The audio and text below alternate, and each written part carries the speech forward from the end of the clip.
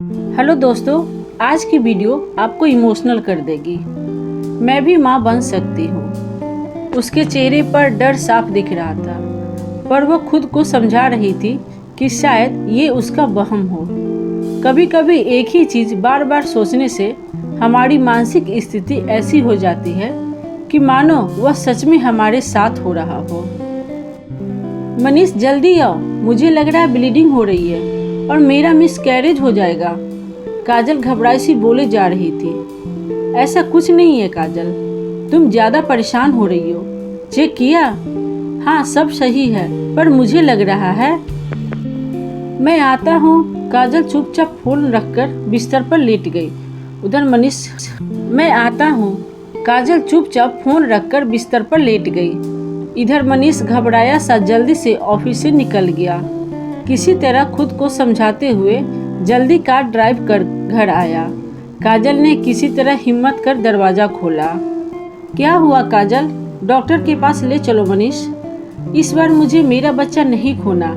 मैं खुद के लिए 5 शब्द सुनकर थक गई हूँ। मुझे अब ये सब नहीं सुनना। मैं सभी को बताना चाहती हूँ कि मैं भी माँ बन सकती हूँ। हाँ मनीष, मैं भी माँ बन सकती हूँ। काजल रोने लगी। मनीष परेशान सा काजल को संभालने में लगा था। वह दौड़कर काजल के लिए पानी ले आया। ये लो पानी, पी लो। अभी चलते हैं, पहले तुम आराम से। सब ठीक है? मनीष ने तुरंत डॉक्टर की फाइल ली। बैठो। और काजल को लेकर निकल गया। जल्द ही वे डॉक्टर के क्लिनिक में बैठे थे। सारे टेस्ट के बाद डॉक्टर ने दोनों को एक साथ अंदर बुलाया। सब ठीक है काजल? तुम्हें ऐसा क्यों लगता है कि तुम्हारा मिसकैरेज हो जाएगा? ब्लीडिंग हो रही थी और पेट में दर्द भी। काजल, मैंने पहले ही कहा था कि कभी कभी स्पॉट जैसा कुछ हो सकता है, पर अगर तुमने बार बार ये सब सोचना नहीं छोड़ा तो तुम्हारा मिसकैरेज जरूर हो जाएगा, डॉक्टर ने कड़े शब्दों में कहा। ऐसा मत कहिए डॉक्टर, इस बार मैं नहीं झेल सकती। काजल फूट फूट कर रोने लगी।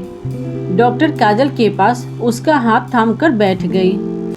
इसीलिए तो कह रही कि कुछ भी गलत मत सोचो। मैं जान रही तुम्हारे साथ 2 बार ऐसा हो चुका है, इसीलिए डर बैठना वाजिब है, पर इस डर पर तुम्हें काबू रखना होगा, न कि इसे दिमाग पर हावी होने देना है। सब नॉर्मल है, बस तुम खुश रहा करो। इस बार हम कुछ गलती नहीं होने देंगे। जाओ बाहर बैठो, मैं मनीष को दवाइयों के बारे में बता दूं। डॉक्टर की बातों से काजल को बहुत हिम्मत मिली। अब मैं कुछ गलत नहीं सोचूंगी डॉक्टर, मुझे भी गलती नहीं करनी है। वह बाहर बैठकर दीवार पर लगे बच्चों के पिक्चर्स देखने में लग गई। मनीष, काजल को तो मैंने समझा दिया, पर तुम्हें काजल का बहुत ध्यान रखना होगा। बार बार एक ही डर महसूस करने और बात सोचने से वह बात इसके मन में बैठ गई है, और अगर शरीर ने भी इसके अनुसार काम करना शुरू कर दिया तो हम कुछ नहीं कर पाएंगे। काजल को बाहर घुमाने ले जाओ, उसे अकेला मत छोड़ो।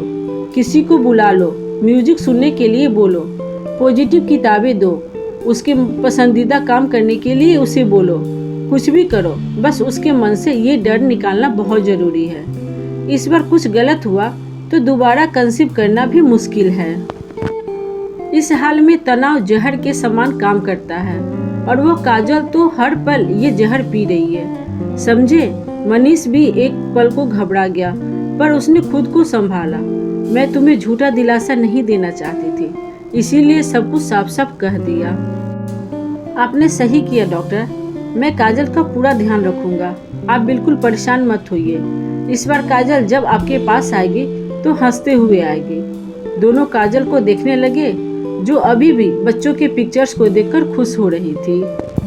बस ये खुशी और ये मुस्कान उसके चेहरे पर बनाए रखना, और खुद के भी चेहरे पर, तभी तो उसे खुश रख पाओगे।